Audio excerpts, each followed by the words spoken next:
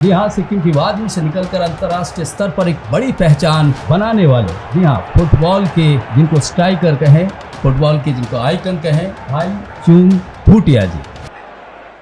बंगाल, गोवा और north east में football एक जुनून है, एक इमोशन है, लेकिन पूरे देश में ऐसा क्यों नहीं बन पाया? ये रीजन जो बंगाल नॉर्थ ईस्ट है, ये इतिहास में बहुत सालों से आई थिंक फुटबॉल के साथ जुड़ा हुआ है।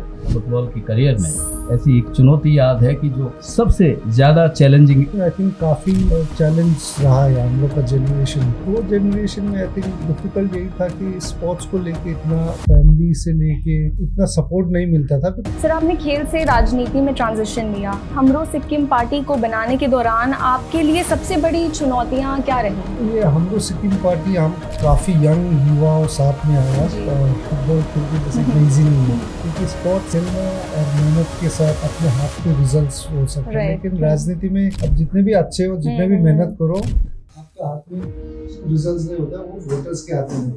क्रिकेट नुकसान कर रहा है दूसरे खेलों को, फुटबॉल समेत। इन terms of results wise world cup recently जीता है। एनी स्पोर्ट जो जीतता है, अच्छा परफॉर्म करता है, I think that is something which everybody follows. इतना बड़ा आपका करियर रहा, उसमें कुछ ऐसा यादगार पल, यादगार क्षण जिसे आप कभी ना भूल पाते हैं? जो भी खेलता है, एक सीनियर नेशनल के लिए खेलना सबसे इम्पोर्टेंट, तो सपना ही रहता है। मुझे वो मौका 95 में मिला जब इंडिया का कॉल अप मिला था। आज भारत में जो युवा फुटबॉलर हैं, वो सबसे बड़ी चुनौती का सामना किस चीज से कर रहे हैं? बहुत सारे लोग को खेलने का जगह नहीं मिल पा रहा है। इधर तो मॉल ही बना देता है, खाली जगह देखने से मॉल बना देता है। तो ये बड़ी दिक्कत है। भाई चुंग भूटिया अगर फुटबॉलर नहीं होते तो क्या होते?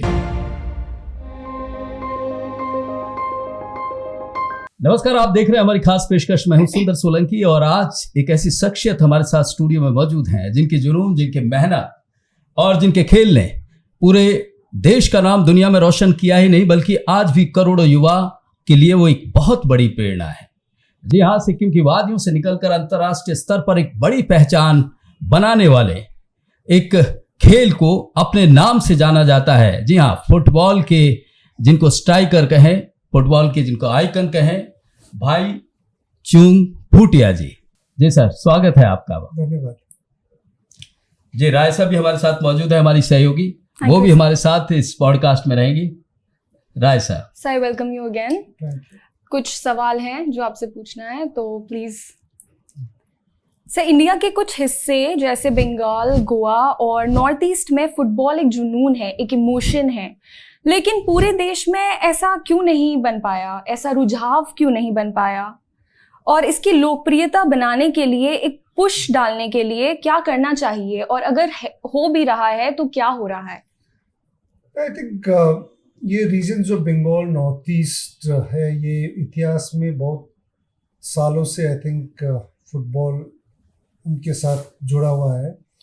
एंड इनफैक्ट बंगाल का हिस्ट्री में आप देखेंगे तो क्लब्स मोहन बगान, ईस्ट बंगाल, ये दोनों 100 साल पुराना क्लब्स है, और इनका इतिहास में एक्चुअली फुटबॉल के जरिए एक इंडिपेंडेंस मूवमेंट भी उधर 1911 में जब फर्स्ट टाइम मोहन बगान ने ब्रिटिश क्लब को हराया था, तो एक फ्रीडम का मूवमेंट भी वहाँ से शुरू हुआ था। सो आई थिंक एक कल्चर वहाँ था। ऑब्वियसली नॉर्थ ईस्ट रीजन एक बहुत बड़ा कल्चर और इन्वायरमेंट फुटबॉल के लिए है। एंड आई थिंक ये सब it has to come from the passion, interest in the culture. And हर एक एरियाज में, चाहे क्लाइमेट कंडीशन हो, चाहे लोग का आई थिंक इन्वायरमेंट स्पोर्ट्स के ऊपर हो, so every region is different liking हर एक स्पोर्ट के लिए। तो मुझे एग्जैक्टली मालूम नहीं है दूसरा में क्यों इतना पॉपुलर नहीं है, बट स्पेशली बंगाल में मैं 15-20 ईयर्स खेल चुका हूँ। And I come from north east, so ये दो एरियाज का हम काफ़ी फुटबॉल का हिस्ट्री लेके और इनका काफ़ी खुद वहाँ से खेला भी हूँ और पैदा भी हूँ। So I can say, but I am sure अभी बहुत स्प्रेड हो रहा है पॉपुलैरिटी फुटबॉल। निश्चित रूप से मानते हैं सर, स्प्रेड हो रहा है, और इसकी पॉपुलैरिटी क्योंकि आपका बहुत अहम रोल रहा है फुटबॉल को यहाँ तक पहुँचाने में। एक बड़ी चीज़, क्योंकि इतना लंबा सफ़र आपने तय किया फुटबॉल की करियर में, कोई ऐसा क्षण याद है आपको, ऐसी एक चुनौती याद है कि जो अब तक आपके जहन में रहती है कि हाँ, वो हमारे दर्शकों से ज़रूर शेयर कीजिएगा? कि सबसे ज्यादा चैलेंजिंग इस सफर में, जो अब तक का सफर आपका रहा?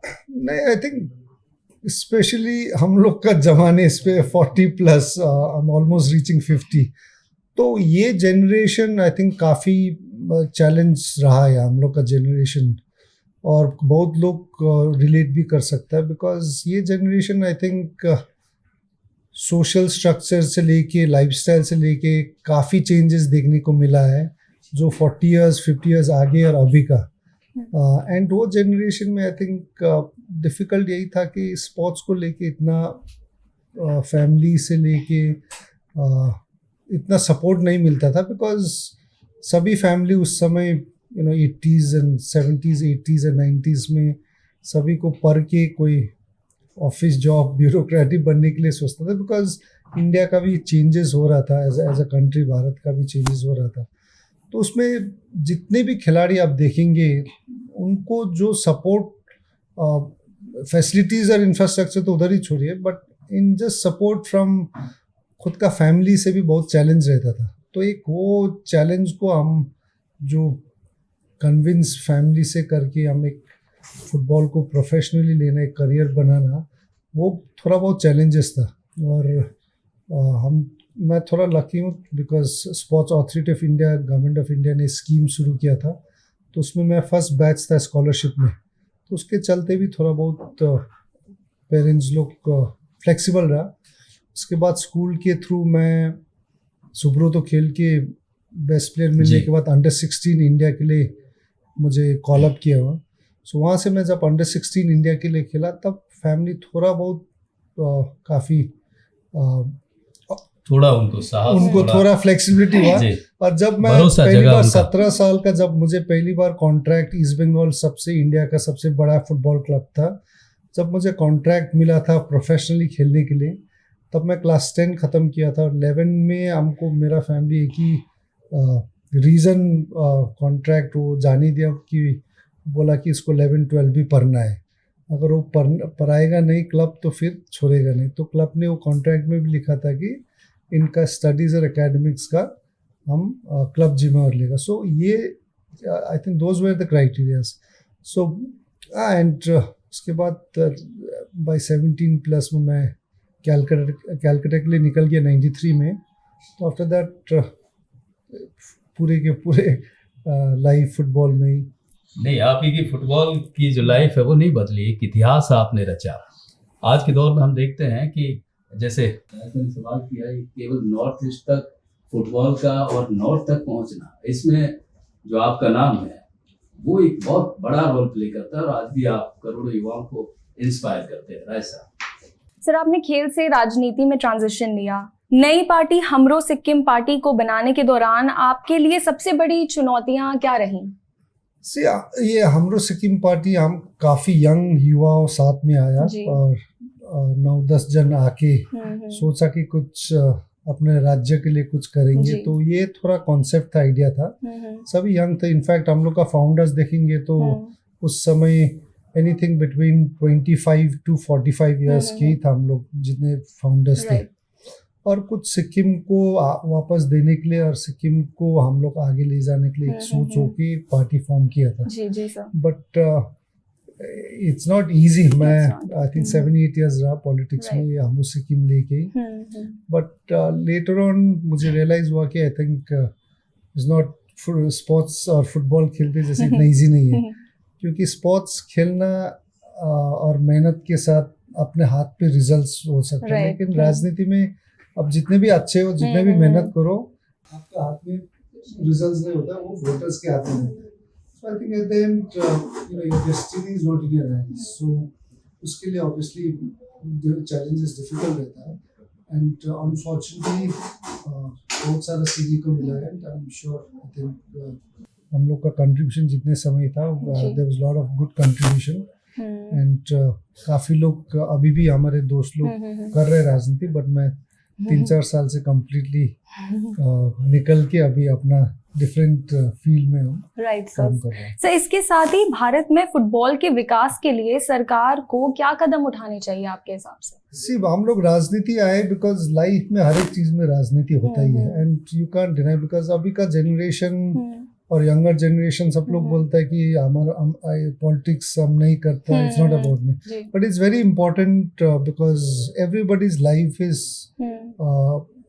It revolves around politics, Right. Because आपका पॉलिटिकल लीडर्स जो स्कीम्स बनाते हैं, जो लॉज और एक्ट जो जी। भी करते हैं, it comes down to your livelihood, right आपको करियर को लेके, so it's very hmm. Important तो उसको सभी को एक फॉलो करना। आप ये नहीं कि आपको पॉलिटिक्स करना है, जी बट आई थिंक अवेयरनेस होना what the government is doing अपने स्टेट और सेंटर में, वो इम्पोर्टेंट है। सो यही चल के फुटबॉल में भी, स्पोर्ट्स में भी आई थिंक राइट पॉलिसीज लाना इम्पोर्टेंट है।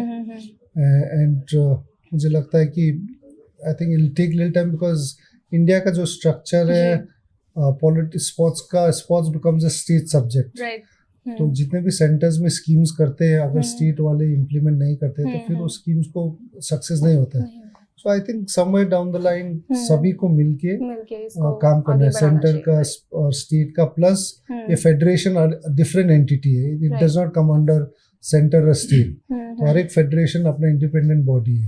सो ये तीनों बॉडी को साथ में मिलके अगर काम नहीं करेंगे तो देन इफेक्ट लास्ट में स्पोर्ट्स पे होता है। राइट निश्चित रूप से आपने बिल्कुल सही कहा कि स्टेट को कम से कम इसमें ज्यादा इंटरेस्ट लेना होगा, और जो सेंटर की स्कीम है स्टेट से भी ज्यादा मुझे लगता है कि एसोसिएशंस को लाना है, ये जो स्टेट और सेंटर का अंडर में नहीं आता है। और हमारा ये काफ़ी फेडरेशंस में, सभी तो नहीं बोलता हूँ, बट बहुत सारे पोजीशंस पे जो काम नहीं कर रहा है, लेकिन देखेंगे तो 30-40 साल से प्रेसिडेंट बन के बैठा है।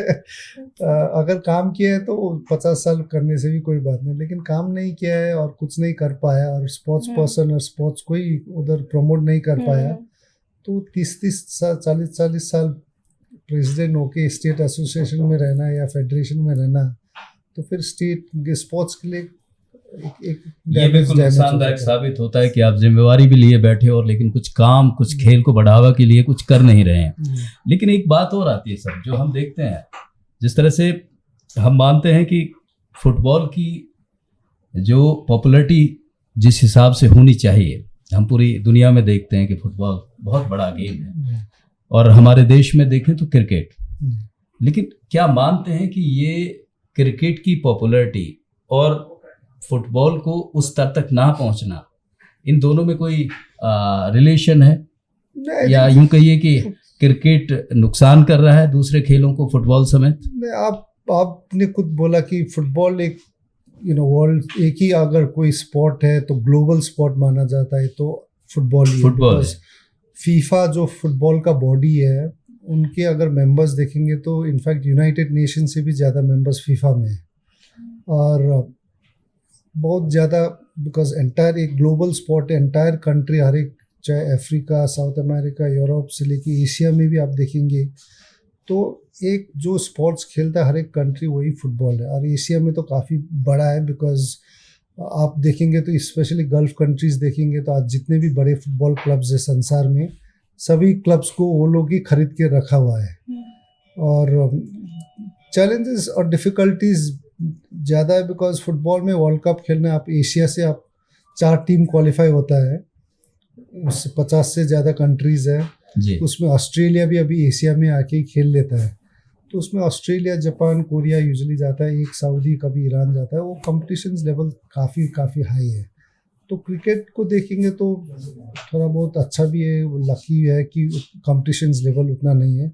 एज अ फुटबॉलर इंडिया का मैं होने से मुझे तो लगता है कि शायद फुटबॉल भी इतना ना पॉपुलर होके थोड़ा कम ही देश खेले और इंडिया अच्छा खेले, क्रिकेट की तरफ एक्सचेंज होना चाहिए था। क्रिकेट एक ग्लोबल स्पोर्ट बने, सारा देश खेल रहा है, मोर देन 200-300 कंट्रीज खेल रहा है, और फुटबॉल कम होने से एटलीस्ट हम लोगों को तो काफ़ी फायदा हो सकता था। But again I think cricket obviously results मिल रहा है, दो अब कम ही कंट्रीज खेलता है, बट फिर भी I think in terms of results wise world cup recently जीता है। सो वो करने से I think as a country people follow something which any sport जो जीतता है, अच्छा परफॉर्म करता है, I think that is something which everybody follows. मुझे लगता है दूसरे स्पोर्ट्स भी अगर इंटरनेशनल लेवल में अच्छे करेंगे तो आई am sure people of India is more than interested to support that. हमने काफ़ी देखा है जब बैडमिंटन अच्छा कर रहा था, जब नीरज चोपड़ा ने जीता. People of India are waiting for other sports to do well. So अगर performance international level में करेंगे, I think lot of support India में भी दूसरे sports को. ये सर ने ऐसा बहुत सही बात कही है कि सक्सेस के साथ पॉपुलैरिटी आती है. क्रिकेट जिस तरह से हमारे देश में सक्सेस हुआ, लगातार 1983 के बाद वर्ल्ड कप के बाद पॉपुलैरिटी बढ़ी, और जो दूसरे देश हैं जिस तरह से चाहे मेडल लाने की बात हो या कंपटीशन जीतने की बात हो, वो हम नहीं कर पा रहे हैं. तो इसकी वजह कहीं ये भी आती है कि कुछ फंड का इश्यू होता है, सरकार को जितना देना चाहिए, या जो आपने बात कही कि फेडरेशन उस लिहाज से काम कर नहीं पाती हैं. फंड एक बड़ी चीज है. फंड तो होता है, but again I think India is also a growing country. I think we are also getting अभी GDP, we are getting to third highest GDP. So I think India भी चेंजेस प्रोग्रेस हो रहा है. So it takes time for everything.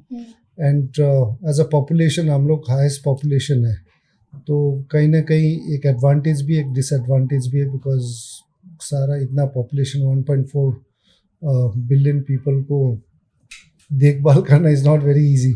सो उस तरीके से obviously funds में challenges रहता है जब बजट आता भी है. आई थिंक हर एक स्टेट का या सेंटर का देखने से स्पोर्ट्स में थोड़ा कम ही रहता है. तो I think that is genuinely accepted, because and also at the same time you know government जो भी सेंटर स्टेट में बनता है, they also have to look into कि हाउ खुद का पार्टी सरकार में आए, तो स्कीम्स में बहुत सारा फंड्स देना पड़ता है जो गवर्नमेंट में आने के लिए भी और ऑर्डिनरी जनता को भी एक व्यवस्था देने के लिए.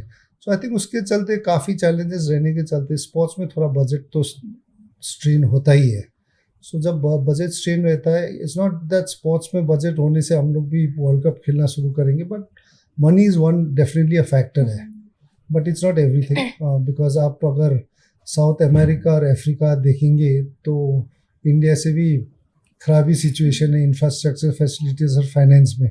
उसके बावजूद भी ब्राज़ील, अर्जेंटीना बहुत अच्छा करते हैं, वर्ल्ड चैंपियंस है, नाम है उनका, not only in football but different sports में. और अफ्रीका देखेंगे तो काफ़ी स्पोर्ट्स में, मैराथन्स में, एथलेटिक्स में काफ़ी करता है, despite not having so much challenges.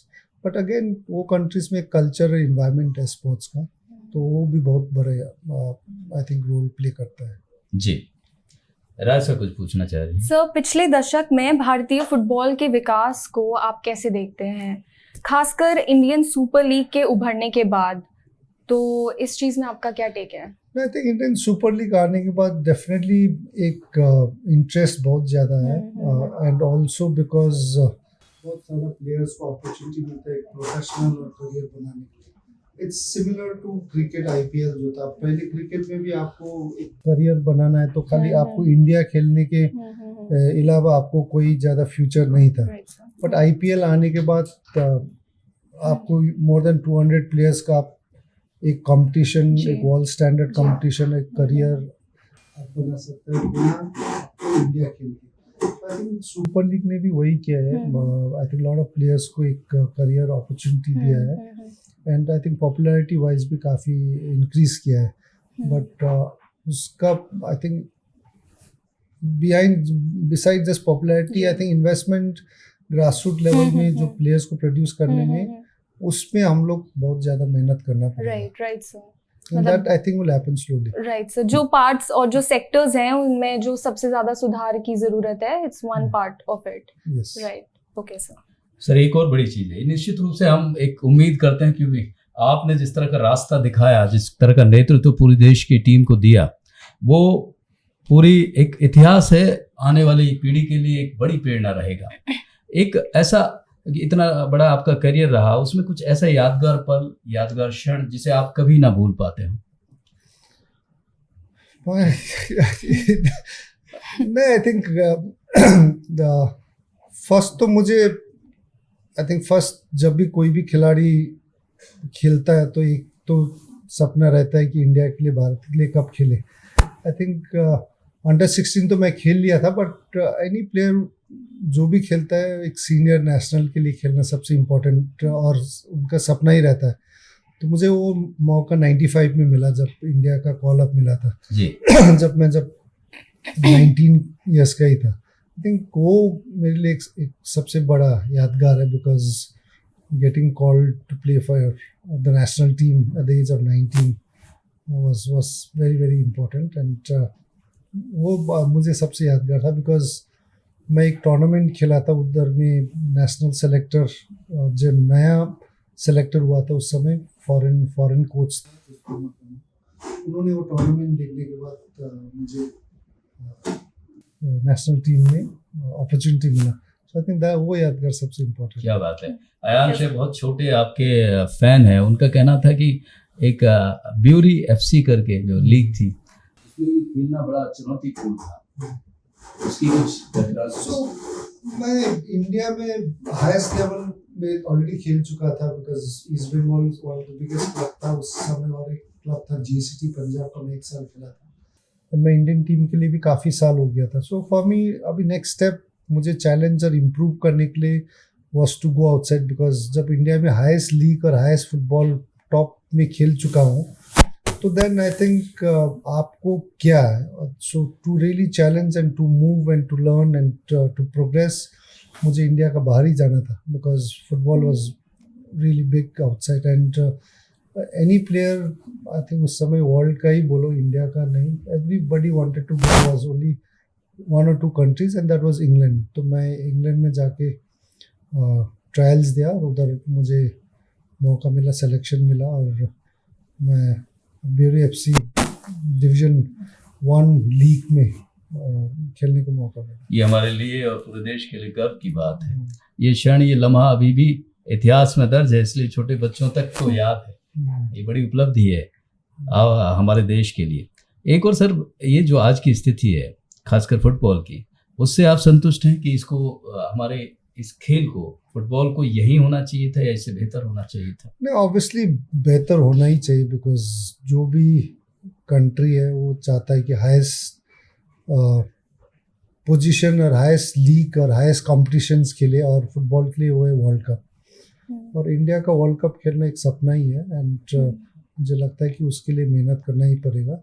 Challenges definitely difficult है, बहुत चैलेंजेस है, जैसे बोला गया कि it's the only global sport in the world आज, तो इसके लिए चैलेंजेस है, बट मुझे लगता है कि उसको हम लोग सपना लेके, एम लेके मेहनत करना पड़ेगा। निश्चित रूप से पूरा होगा।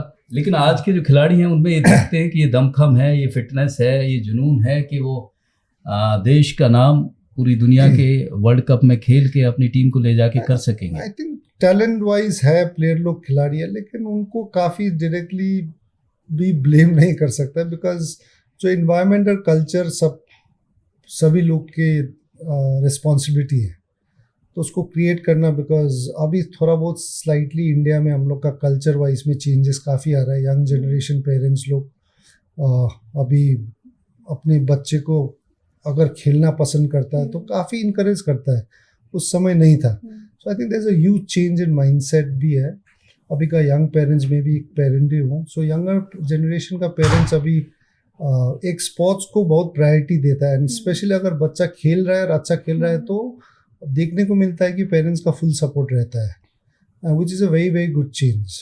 तो मुझे लगता है I think it will come somewhere down the line, and ये चेंजेस अभी समय लगा है, बट अच्छा ही चेंजेस हो रहा है, माइंडसेट चेंज है। काफ़ी लोग स्पोर्ट्स देखना अभी, बिकॉज अभी just not only television but आप ऐप में भी अभी काफ़ी चैनल्स आप देख सकते हैं। सो उसके चलते आई थिंक एक इन्वायरमेंट तो थोड़ा बहुत स्लोली एक क्रिएट हो ही रहा है, बट उसके ऊपर और ज़्यादा करना है, and hopefully I think in future मुझे लगता है कि जो पहले का पेरेंट्स, हमारा पेरेंट्स, मेरा पिताजी माँ जो बोलता है डॉक्टर इंजीनियर बनना है जी, वो हमारा जनरेशन थोड़ा पुश कर रहा है। So I think in future we will लोग इसको करियर के तौर पर सुनील छेत्री और विराट कोहली बनना है की तरफ में आई थिंक पीपल पुश। निश्चित रूप से उम्मीद करते हैं, और जब आप कह रहे हैं तो उसका तो मतलब है ही। एक बात और सर आती है कि इसके लिए खासकर फुटबॉल के लिए जो फिटनेस चाहिए, जैसे आपने एनवायरनमेंट की बात की, वो कहीं ना कहीं लैग करता है। वो उस तरह की स्थिति हमारे यहाँ नहीं है जिस तरह का लेवल होता है फिटनेस का। फिटनेस का कोई प्रॉब्लम नहीं है। फिटनेस ऐसा चीज़ है कि आपको एनी टाइम आप आप गेन कर सकते हो। अभी तो फिटनेस के लिए आपके पास इतना एक्सपर्ट्स है, तो फिटनेस एक चीज़ है, आप एनी टाइम आपका जब एज रहेगा, जो खेलने का एज है, तब तक आप फिटनेस हर समय उसको यू कैन ऑलवेज गेन। चाहे आप भी हो, चाहे मैडम भी है, अगर कल से सोचेंगे कि हम फिट रहना है एंड यू कैन डेडिकेट, वो कर सकता है because you want to be fit. But वो जो टैलेंट और स्किल है वो नहीं कर सकता आफ्टर सर्टन एज। तो आई थिंक फिटनेस वाइज बोलता है इंडिया में फिट वेट, वो कभी नहीं है। I think fitness is something which can be easily achieved because आपके पास अभी न्यूट्रिशंस, डाइटिशियन, फिटनेस ट्रेनर्स है, तो that is not a major issue in terms of that. तो ये सर ने बड़ी अच्छी बात कही है कि हम लोगों को इंस्पायर करने के लिए खासकर ये बात कही जाती है कि उस लेवल का स्टेमिना, उस लेवल की फिटनेस जो चाहिए होती है, जो फुटबॉल के लिए पूरी दुनिया के लेवल पे चाहिए होती है, वो स्थिति नहीं है। ये लगातार कहा जाता है कि इस खेल को लेकर बहुत स्ट्रॉन्ग स्टेमिना चाहिए, बहुत ज़बरदस्त फिटनेस चाहिए। अगर आप जब चाहें, जैसे चाहें, इस पर काम कर सकते हैं। खासकर फुटबॉल गेम के लिए ये इतना बड़ा चुनौती, इतनी बड़ी चैलेंज नहीं है। राय सर। सर, आपने अकेडमीज और कार्यक्रमों के माध्यम से युवा प्रतिभाओं को निखारने में बहुत योगदान दिया है। आपके हिसाब से आज भारत में जो युवा फुटबॉलर हैं, वो सबसे बड़ी चुनौती का सामना किस चीज़ से कर रहे हैं? आई थिंक सबसे पहले तो बहुत सारा बच्चे लोग को, युवा, both boys and girls, I think ज़्यादा करके तो उन लोग को they not getting an organised structure to go and train. Platform तो नहीं, बट बहुत सारे लोग को खेलने का जगह नहीं मिल पा रहा है, खेलने का कोई ट्रेनिंग सेंटर्स बहुत सारे को नहीं मिल पा रहा है। Because even if you look at Delhi जैसे जगह में, आप बहुत सारा अभी गेटेड कम्युनिटी में रहता है, कॉम्प्लेक्सेस में रहता है, और वो कॉम्प्लेक्स में बच्चे लोग खेलने के लिए, कॉम्प्लेक्स में तो फुटबॉल ग्राउंड और वो बहुत कम ही है, और उनको भी जाके खेलने के लिए कहीं जाना है तो जगह बहुत सारे लोग को नहीं मिल रहा है। I think only few are getting it. It can be maximum 20%। बिल्कुल ठीक, जो अफोर्ड कर सकते हैं बच्चे को लेके जा सकते हैं, और वो भी एक अच्छे इंस्टीट्यूट, ट्रेनिंग ग्राउंड, सो फैसिलिटीज ही नहीं मिल पा रहा है। So it becomes a very big challenge until and unless we give that access, and especially bigger towns में तो बहुत इम्पोर्टेंट है। और अभी भी if you look at sports India में देखेंगे तो most of the sports person काफ़ी हम्बल बैकग्राउंड से आता है, एंड उसमें भी आप बिगर सिटीज़ में ही देखिए जहाँ थोड़ा वीकर सेक्शन ऑफ सोसाइटीज़ रहता है, वो एरिया से काफ़ी खिलाड़ी निकल सकता है, बट वो एरिया में आपको कोई इंफ्रास्ट्रक्चर ही नहीं है। एक पार्क जैसा छोटा उनका स्लम एरियाज में कोई एक 15 बाय 15 फीट का भी एक जगह नहीं मिलता है आपको खेलने के लिए। सो देन द किड्स, वहाँ का बच्चे लोग आई थिंक ना स्कूल जा सकता है ना कुछ कर पाता, but if you can create that, and I think specially on the weaker section of societies को एक, आप एजुकेशन नहीं देख सकता है तो एक ग्राउंड दे दीजिए, and you will produce world champions from there. And lot of those kids जो है वो रास्ते में ट्रैफिक लाइट में आप भीख मांगते हुए नहीं देखेंगे, वो दूसरा खराब रास्ते में नहीं देखेंगे, but you just create and छोड़ देना है। And this is been done, it's been experimented throughout the world. आप यूएसए का आप हिस्ट्री देखेंगे, I think some early 90s में when there was lot of crime and drugs का, the US ने क्या किया, they created basketball court, boxing arenas create करके कम्युनिटी में छोड़ दिया है, and lot of kids came started playing basketball, boxing, they created world champions out of that, just by just making it and leaving it there, and then the crime rate and drugs also went down with 30-40%, and this is an set example done everywhere, and those are the section where they will produce world champions, because those areas the kids काफी hunger रहता है खेलने के लिए, एक hard work करने के लिए, और उनका फाइटिंग जो स्पिरिट रहता है, जीतना और सरवाइव करना लाइफ से, मैं ये मेरा ये स्थिति से निकल कर पिताजी माँ का जो डिफिकल्ट फेस को उनको चैलेंज लेके that commitment is stronger and I think we have not been able to create that and that is everywhere in bigger towns so we are only expecting जितने भी खिलाड़ी अभी गांव से निकल रहे हैं वो भी अच्छा है is not a bad thing but गांव में to create a structure and to get kids sometimes difficult रहता है कोई organise but in a town in a bigger cities एक बना के छोड़ देने से आपको इतना ज्यादा बच्चे लोग रहेगा कि जगह ही नहीं मिलेगा खेलने के लिए एनकरेजमेंट मिलेगी and I think those are things small things you can create and just leave it and you create sports person निश्चित रूप से बड़ी बात कही है सर, ये छोटी चीजें नहीं है क्योंकि एक बुनियादी चीज जो है बच्चों को खेलने के लिए एक मैदान देना, वही अगर हम दे नहीं पाएंगे तो इधर तो मॉल ही बना देता है, खाली जगह देखने से मॉल बना देता है, तो ये बड़ी दिक्कत है। एक बड़ी चीज कही आपने कि स्पोर्ट्स कम से कम इस युवा पीढ़ी को नशे और बहुत सारे क्राइम से दूर रखता है और उस लिहाज से गवर्नमेंट की प्रायोरिटी ये होनी चाहिए। और इसी से जुड़ा मेरा सवाल ये कि खासकर ये तो बात की है, जैसे महिला क्रिकेट है, महिला हॉकी है, वो ज़्यादा बेहतर कर रही है और बहुत अच्छे अच्छे कंपटीशन में दिखाई देती है, लेकिन महिला फुटबॉल टीम खासकर लड़कियों के लिए भी ऐसे लग रहा है कि उस तरफ तो बिल्कुल भी ध्यान नहीं है। थोड़ा बहुत अगर देखेंगे तो मेल से फीमेल का थोड़ा बहुत उनको इतना फैसिलिटीज और इतना वो नहीं दे रहा है, वो डेफिनेटली है ही है फुटबॉल में भी। बट डिस्पाइट फैसिलिटीज नहीं देने के बाद भी अभी इंडिया में एटलीस्ट वुमेन फुटबॉल काफ़ी आगे है मेंस फुटबॉल से इन टर्म्स ऑफ परफॉर्मेंस और रिजल्ट्स में। तो ये तो डेफिनेटली अगर उनको थोड़ा फैसिलिटीज़ और थोड़ा बहुत सपोर्ट मिलेंगे तो आई थिंक वुमेन फुटबॉल मुझे लगता है कि वर्ल्ड कप खेलना बहुत आसान होगा वुमेन्स के लिए। एक तो ये भी रीज़न है बिकॉज एशिया से क्वालिफाई है और एशिया में काफ़ी गल्फ कंट्रीज़ में वुमेन्स फुटबॉल इतना नहीं प्रेफर करते हैं मेंस का जैसा। अभी आप सऊदी अरबिया देखिए, सबसे बड़े से बड़े प्लेयर उधर क्रिस्टियानो रोनाल्डो से लेके जितने भी one of the highest football में जो सैलरी वाइज और क्लब वाइज में हाईएस्ट एक्सपेंडिचर करने वाला Saudi Arabia. In fact grass root में हाईएस्ट इज चाइना अभी तक वर्ल्ड कप नहीं खेल पाया, but in terms of higher league में सऊदी है। कतार आप देखेंगे तो अभी वर्ल्ड कप भी होस्ट किया है एंड सबसे बड़े बड़े क्लब्स वर्ल्ड का उन्होंने वही ओन करते हैं। सो आई थिंक वुमेन का थोड़ा बहुत चांसेस है बिकॉज जो मेंस फुटबॉल में जो गल्फ कंट्रीज स्पेंड और इंटरेस्ट लेके वो लोग मेहनत करता है वो उतना वुमेन्स में नहीं रहता है। तो competition wise chances are there that women, हमको लगता है कि इंडिया का अच्छा चांसेस है, टैलेंट भी काफ़ी है। अगर उनको थोड़ा सपोर्ट मिलेंगे तो I think we got more chances of women playing world cup जी बिफोर मेन। यही उम्मीद करते हैं हम। जो स्टेट की फेडरेशन है या स्टेट गवर्नमेंट है या सेंट्रल गवर्नमेंट है, निश्चित रूप से इस बात पे ध्यान देगी। राय साहब। सर, आपने इंग्लैंड में खेला था और अंतर्राष्ट्रीय स्तर पर भारत का प्रतिनिधित्व किया। वैश्विक फुटबॉल से ऐसे कौन से ऐसे सबक हैं जिन्हें भारतीय खिलाड़ी और क्लब अपना सकते हैं आपके हिसाब से?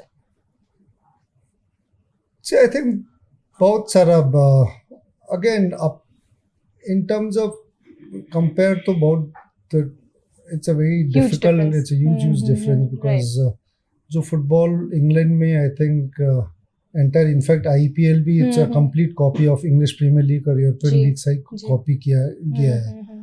एंड अभी इतना बड़ा हो गया football and clubs like Manchester United, आज इंडिया में हम लोग फुटबॉल इतना नहीं खेलते हैं despite that we know Man United, Arsenal and Liverpool और लाखों में फैंस है इधर में। इमेजिन अदर कंट्रीज जहाँ फुटबॉल इतना पॉपुलर है, काइंड ऑफ फैन फॉलोइंग होगा मैनचेस्टर यूनाइटेड, आर्सेनल और रियल मैड्रिड का तो बहुत ही है।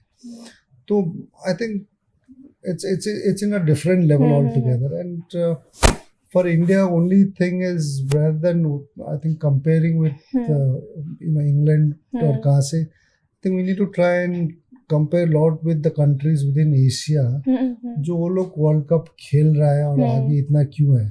कंट्रीज लाइक उज्बेकिस्तान बहुत आगे इस साल वर्ल्ड कप क्वालिफाई हुआ है। You had countries like Jordan. So I think that is where वो लोग क्या राइट कर रहा है। And for us I think in India we are only trying to see Europe, Man U और clubs का structure, but I think more than that we need to try and follow the Asian structure and see that हम लोग qualify हो. Right, sir. Not only look at the glamour part and the course. bigger part, but look at the quality and the qualification angle to it. जैसे आपने बोला sir कि access हमें देना चाहिए No. सबसे पहले, I think that's the starting, very that's a important, start there. नहीं, ये बड़ी चीज़ है सर। ये आपने बात बताई है कि ज़रूरी ये है कि पहले क्वालिफाई See, उस अभी- लेवल पे तो हम पहुंचे। अभी वर्ल्ड का फुटबॉल इतना एडवांस गया, I think it's very unfair to compare cricket और football, because football is very advance. Right, अभी sir. In fact Manchester United club जी. है, वो अभी इधर आरसीबी जो क्रिकेट आईपीएल जी. टीम है बैंगलोर का, उसको खरीदने के लिए वो लोग I think they are bidding for it. अब एक फुटबॉल क्लब आपको it's already trying to buy cricket here in India, and वो फुटबॉल वो क्रिकेट के लिए नहीं कर रहा है, वो अपना मैनचेस्टर यूनाइटेड का ब्रांड के लिए कर रहा है. कहा कि रॉयल चैलेंज बैंगलोर खरीदे, in the kind of fan following and the brand Manchester United को मिल जाएगा. I think it's going to be huge. Right. So they're already looking at then apart from just football, अभी आज देखे तो Manchester United football छोड़ के अभी restaurants कर रहा है, हाँ, कैफेज sir, बना right, रहा है. right. So they have gone into a different level Full branding altogether, level, and yeah. they're not just there; they're all over the world. Exactly. Whereas cricket अभी भी restricted within India है, and आज का जो भी ये world cup event T20 जब देख रहा था, if you see the number of tickets that were bought was only Indians, I think 90%. We had South Africa, England. There was hardly people who bought, who came from England to buy ticket and watch. But look at football. If England plays football World Cup anywhere, they have half the country traveling and watching. Yeah. Right. So it was very unfortunate. See, आज New Zealand खेला, final खेला. जी. There was hardly New Zealand का fans तो था ही नहीं. नहीं थे. बिल्कुल। But if you see, if New Zealand जब वर्ल्ड कप खेला, एक दो बार जी. बीच में खेला, जी. half the country was had flown all the way to watch. Right. So I think in cricket अभी भी I think it's stuck with South Asian countries में, Bangladesh, India, अभी नेपाल आएंगे, और जी. एक दो साल में I think Bhutan will also qualify for the ji World ji Cup. Ji. So it could end up being just South Asian country का World Cup हो सकता है. मैं सर एक आखिरी सवाल करूं उससे पहले, क्योंकि करोड़ों युवा आपके चाहने वाले हैं, उनके लिए मैसेज लूं उससे पहले एक सवाल है कि भाईचुंग भूटिया अगर फुटबॉलर नहीं होते तो क्या होते? सीरियसली हम क्लास 10 के बाद ही मैं डायरेक्टली खेलना प्रोफेशनली साइन किया हूँ. जी, मैं कभी सोचने का मौका ही नहीं मिला है मैं क्या करना फुटबॉल के चाहता हूँ. अलावा कभी? बट आई थिंक अभी जो इफ माई लाइफ देखने से आई थिंक मे बी मैं टूरिज्म, फार्मिंग, मैं एग्रीकल्चर फार्मिंग बैकग्राउंड से आता हूँ. फैमिली मेरा फार्मिंग का ही है. So I would be doing lot on and Sikkim being an organic state, so I think something on tourism and farming is something मैं बहुत, अभी भी आज भी मैं टूरिज्म और फार्मिंग के साथ ही जुड़ा हुआ हूँ.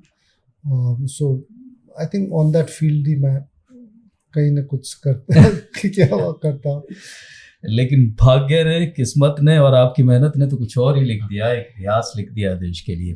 बस सर एक आखिरी में ये सवाल है कि करोड़ों आपके चाहने वाले हैं, उनके लिए खास संदेश, खासकर जो फुटबॉल क्या हर स्पोर्ट्स को, क्योंकि आपने एक फुटबॉल के प्रति एक प्रेम, लोगों में एक उत्साह, एक लोगों में क्रेज, खासकर जो युवा है उनमें एक पैदा किया है अपने खेल से, तो उनके लिए क्या मैसेज? आई थिंक मैसेज यही है कि आपको जो भी करना है मन से करना है.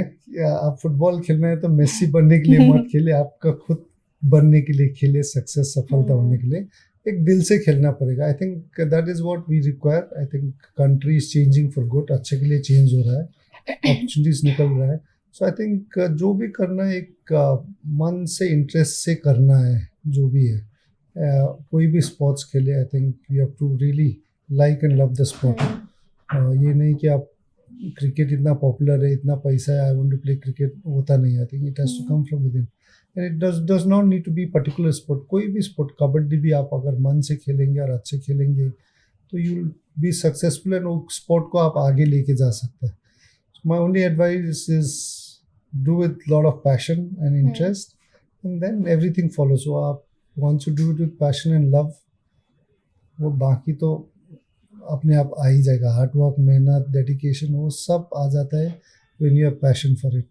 अगर आप पैशन ही नहीं, इंटरेस्ट ही नहीं, आप हार्ड वर्क करो, मेहनत करो, डेडिकेट करो, सफलता होगा ही नहीं. निश्चित रूप से. Do with passion. दिल से आप खेलेंगे। सर की, बूटिया सर का बहुत बड़ा और प्यारा संदेश यही है कि अगर गेम खेलना है, अपने खेल को शानदार तरीके से कहीं पहुंचाना है, किसी मुकाम देना है, तो केवल जुनून और जो आएगा वो जो आपके दिल से खेलने से आएगा। केवल ग्लैमर या फिर कुछ ऐसे बहुत छोटी यात्रा के तौर पर नहीं खेलें, मजबूती के साथ खेलें, दिल से खेलें। बहुत शुक्रिया सर, बहुत अच्छा लगा। बहुत सारी बातें थी लेकिन क्योंकि आपने समय सीमा में हमें बांध दिया था पहले ही। बहुत बहुत धन्यवाद आपका, बहुत शुक्रिया। Thank you so much sir. Thank you sir. तो फिलहाल इस खास पेशकश में इतना ही। नमस्कार।